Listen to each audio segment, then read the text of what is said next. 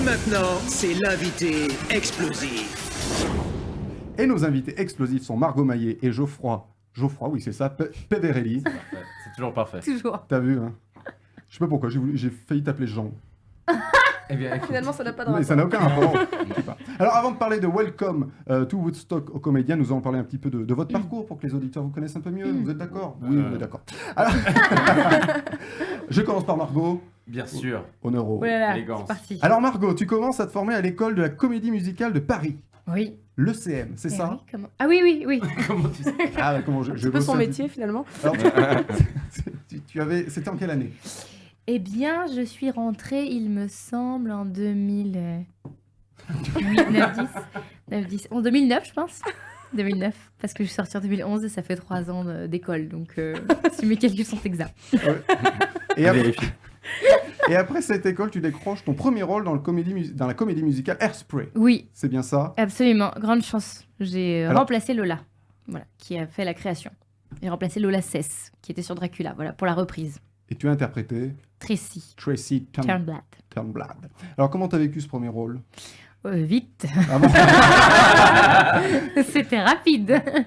Eh bien, écoute, 2 répètes, un filage et c'est parti. Ah oui, donc c'était... Donc, c'était compliqué. Et alors Mais c'était une excellente expérience, surtout que j'étais très bien entourée puisque j'ai eu la chance de jouer avec Guillaume Bouchette, c'était mon directeur à l'école et prof de théâtre, donc qui faisait ma mère.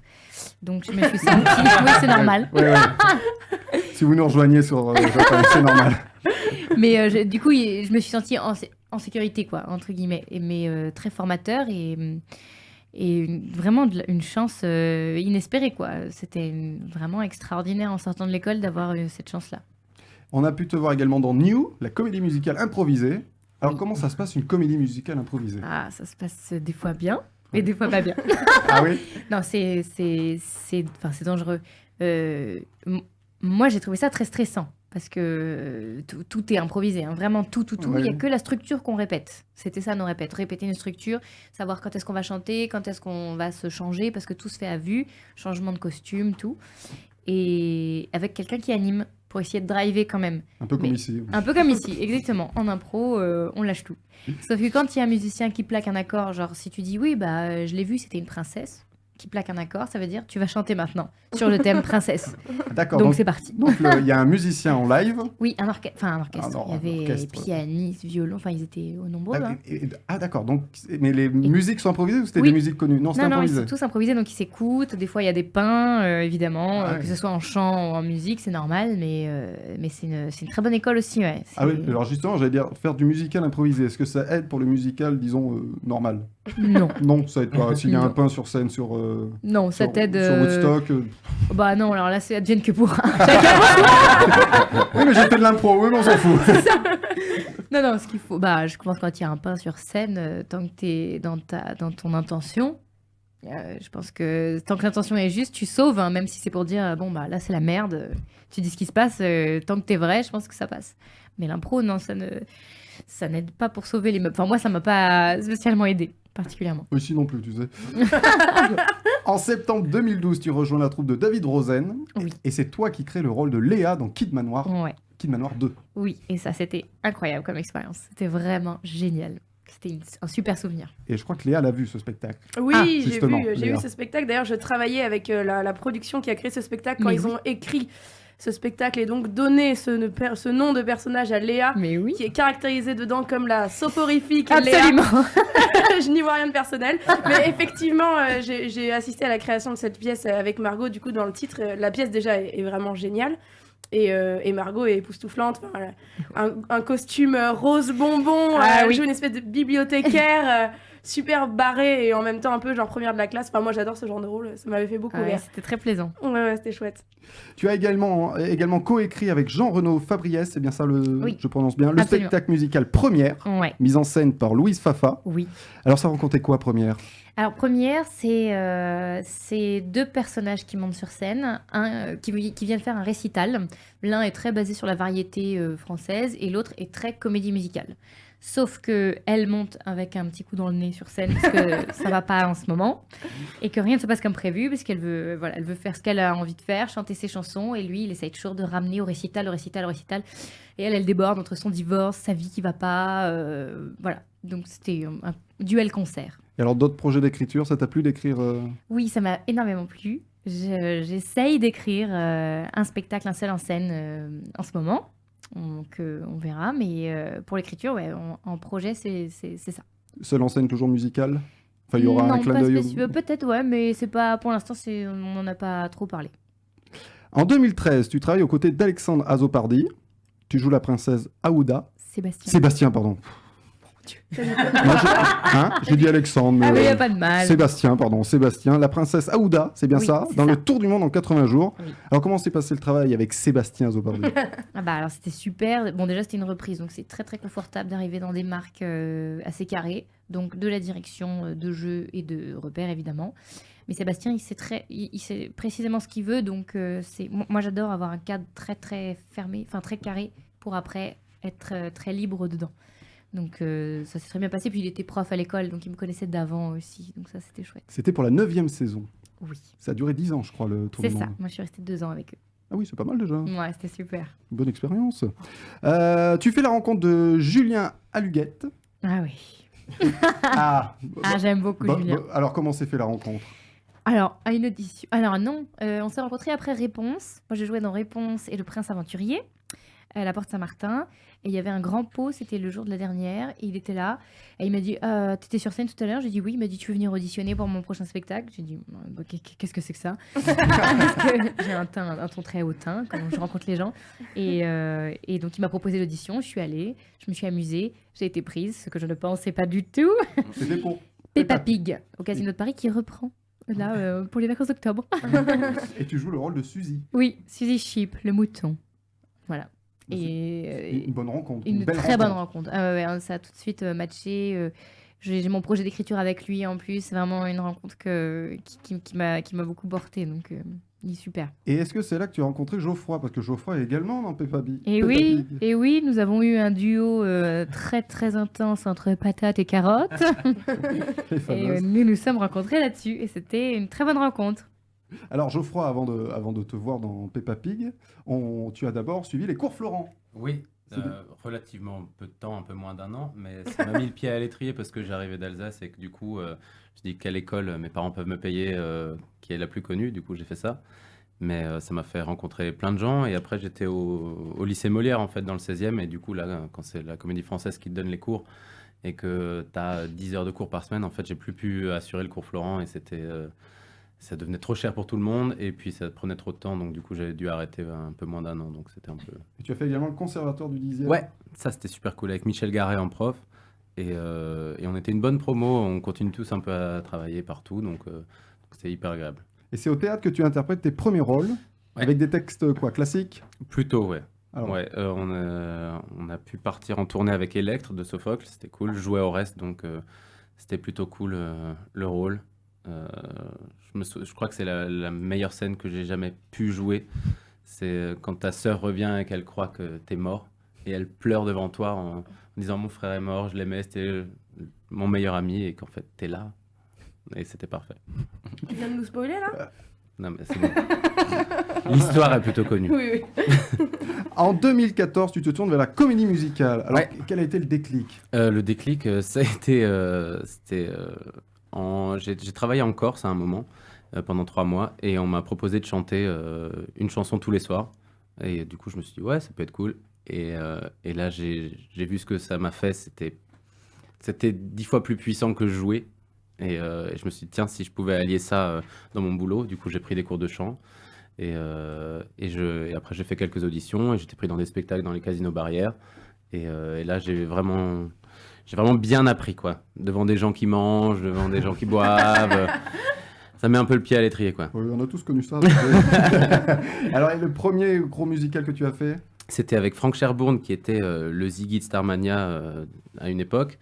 et qui montait des spectacles à lui, justement dans ces casinos. Et ça a été super. Des chansons hyper compliquées, très romantiques. Du coup, c'était vraiment une chance et un gros challenge. On peut te voir également à la télé, j'ai vu.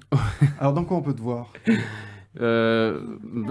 Alors, déjà, la plupart dans des séries genre Clem, Soda, Les Chers Voisins, c'est des rôles que je décroche parfois et c'est vrai que c'est plutôt agréable parce que il y a beaucoup de textes, ça se passe très vite, tu peux tourner 3 épisodes en une journée et en gros, C'est tu as des- 2 ou 3 prises, quoi, donc faut pas trop se rater, quoi. Des personnages récurrents? Ouais, j'en ai eu un dans Les Chers Voisins, c'était cool.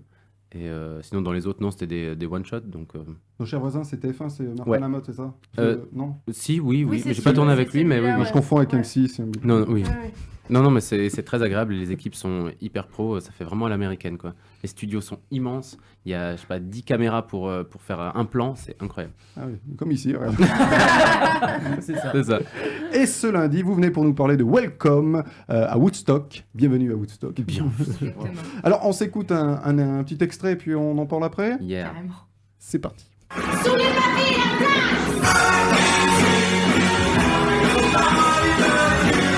C'est qu'un début, continuons le combat!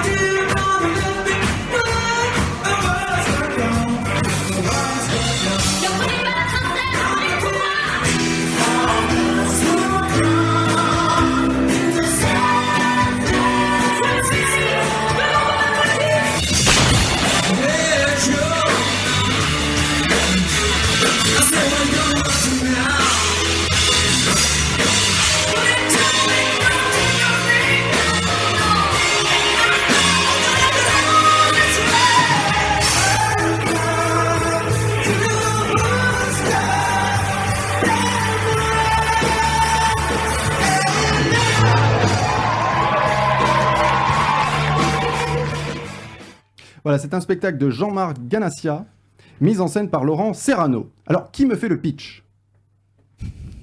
J'y vais. Alors, Allez. c'est un road trip d'une bande de 6 copains qui ont genre la vingtaine en mai 68 et qui se sont bien rendus compte que pendant toute cette année-là, il ne s'est pas passé grand-chose finalement en France. Et ils se disent, qu'est-ce qu'on peut bien aller trouver ailleurs qui ait un peu la même idéologie? Et ils trouvent ce festival de Woodstock aux États-Unis. Et ils décident, avec les économies de leurs parents, évidemment, d'y aller. Et du coup, ils décident d'aller aux États-Unis. Et bien évidemment, ils ne vont pas trouver tout de suite le festival, sachant que c'est même pas à Woodstock. C'est dans une ville à côté. Et ils rencontrent des personnages à ce moment-là, dont un gars qui se fait passer pour Jimi Hendrix alors qu'il s'appelle Jean-Pierre d'Aubervilliers. Et voilà. Et donc c'est ça le pitch. Et il y a un band en live avec nous de 5 musiciens et chanteurs. Et ils sont là tout le temps sur scène avec nous. Ah ouais. Et il y a 12 artistes Exactement. également sur scène. Je ne vais Donc- pas vous demander de les citer tous. Hein. Ça se trouve, vous ne connaissez même pas. Non, c'est ça qui est très agréable dans cette troupe, c'est que ça se passe très très bien Ouais, très, entre très bien. musiciens, chanteurs, techniciens du plateau. C'est vraiment super cool. Alors, pardon, vas-y. Non. On y retrouve les plus grandes chansons de pop rock américaines des années 60-70, 65-70. Alors, Certainement. lesquelles, par exemple? Alors lesquels On a une très grande de Janis Joplin, c'est Cosmic Cosmic Blues. C'est très bien interprété par Magali Magistralement Goblet. interprété. On a des chansons de Jimi Hendrix, des Who surtout, un peu des Doors, John Baez. Jefferson Airplane. Ouais, Bob Dylan qui n'a donne jamais envie. été au festival, mais bon, il Oui. était Cat à quelques- Stevens. Cat Stevens. Joe Cocker. Joe Joe Cocker, Cocker, ouais. évidemment. Alors, qui interprète quoi? Bon, Martine, alors moi, son aucun personnage, Alors, c'est Martine. oui, le donc, personnage, c'est Martine. Moi, c'est Martine. Ouais. Alors, Et- Martine. Martine à la Salut. plage. Oui, c'est ça. Martine à Woodstock. Martine prend de la drogue. Alors, Martine, elle interprète quoi comme chanson? Alors Martine, elle interprète un truc aucun rapport, mais Unchain My Heart de Joe Cocker, donc pas du tout rapport à Woodstock, mais parce qu'en fait, en première partie, ils sont à Paris, les jeunes, et donc ils sont pas encore au festival, donc il y a quelques chansons qui n'étaient pas au festival et qui sont des prétextes à juste pouvoir les chanter au fur et à mesure de l'histoire. Donc moi, ça c'est ma chanson, entre guillemets. Et Geoffroy, tu chantes? Ouais, une de Bob Dylan qui du coup n'était pas au festival, Blowing the Wind, et une chanson des Who parce que mon personnage, son groupe préféré c'est les Who. Il en rêve à la première scène, c'est la scène d'ouverture en fait. Il rêve de son groupe préféré qui joue en live dans sa chambre Et du coup, il va en parler pendant toute la pièce. Et à la fin, grâce à des effets psychotropes de certains médicaments. On rappelle à nos auditeurs que c'est dangereux pour la santé. Ne pas en Oui, mais abuser. c'est plutôt sympa quand même. Et à la fin, il arrive à se transformer en son héros de la comédie musicale écrite par Léo, qui est Tommy. Et il se transforme en ce personnage magnifique, qui était aveugle et qui un jour retrouve la vue et qui va vivre une vie de ouf. Voilà. Et alors, vous les connaissiez, toutes ces chansons? Non. Enfin, Non. moi, franchement, j'en ai découvert énormément. C'est pas du tout mon répertoire, ni même une ambiance particulière dans laquelle j'aurais pu me projeter. Donc, j'ai tout appris sur le tas et j'adore. Je pensais pas aimer à ce point, mais je pense que le travail avec les musiciens a vachement aidé parce qu'il n'y a pas de bande et de fait de les voir bosser, de les voir réarranger. Nous, les morceaux du directeur musical, Philippe Gouadin, il a réarrangé plein de chœurs sur plein de morceaux, donc ça les rend même un peu modernes. Donc c'est vachement bien. Et alors, le spectacle est pour tout public. Vous avez vu déjà vos... Est-ce que vous avez des 68 heures dans la salle, en gros? Ouais. Beaucoup. Beaucoup. Énormément. Ceux qui Carrément. sont vraiment devant la scène, ils connaissent C'est les paroles. puristes. C'est les puristes et même les chansons les moins connues. Vraiment, ils sont tellement contents que les autres autour d'eux ne les connaissent pas. Et ils montrent, moi je la connais. Moi, T'as pas eu d'overdose dans le C'est ça. public, tout va bien? pas Non, encore. pas encore. Ils distribuent des Smarties à l'entrée. Ah oui, c'est ce qu'on dit. Bon. Et alors, vous êtes content d'être sur ce projet? Tout se passe bien? Ouais. Ouais, bah toi tu connaissais les chansons. Ouais, donc moi, ça, c'est- Ah, toi, tu Euh, connaissais? Bah, Beaucoup. c'est ton répertoire. c'est mon père qui écoute ça tout le temps. Donc c'est vrai que quand est passé le projet, j'étais là genre, ok, c'est pour moi les gars, je connais tout, je peux tout faire. Prenez-moi. Et du coup, ouais, c'est vraiment très agréable. Il y a un orchestre en live, ça change tellement la Ouais, c'est donne. dingue. C'est incroyable. Et chaque soir, on peut se parler et dire, là, tu peux faire un peu plus longtemps ton riff de guitare. C'est génial. Et je crois que certains comédiens chantent guitare... La plupart, ouais. viennent avec leur petite guitare, j'allais dire. Ouais. Oui, si, hein, absolument. C'est des bonnes guitares. Moi, à la base, ouais. je devais faire du triangle, ça a été coupé. Ah, Vous connaissez, c'est putain. vrai. Non, du tambourin. C'est pas vrai. Martine fait du tambourin, c'est marqué dans notre Ah, c'est le numéro 23, celui-là. Je dois dire que, ouais. Et moi, je devais faire de la guitare. On me l'a coupé parce que du coup, il fallait qu'elle descende du plafond. Ils ont dit non, c'est un peu ridicule. Et j'étais ok. Et puis finalement, de l'harmonica. Et puis finalement, c'est pas moi qui fais de l'harmonica. Bon, Ah. Oh, mais c'est dommage. voilà, mais c'est un spectacle vivant. Ça s'appelle Welcome to Woodstock, c'est au Comédia, c'est toute la semaine? C'est ça, tous les soirs à 20h et Du le mercredi dimanche au à dimanche. 17h. Et du mercredi au dimanche, pardon. Et le, pardon, Dimanche à 17h. dimanche en matinée, comme on dit, à Ouais. 17h. Exactement. Allez applaudir Margot et Geoffroy au Comédia dans Welcome to Woodstock. On se retrouve, ils sont là jusqu'à 21h, on les retrouve après Parish, Parties is over beef.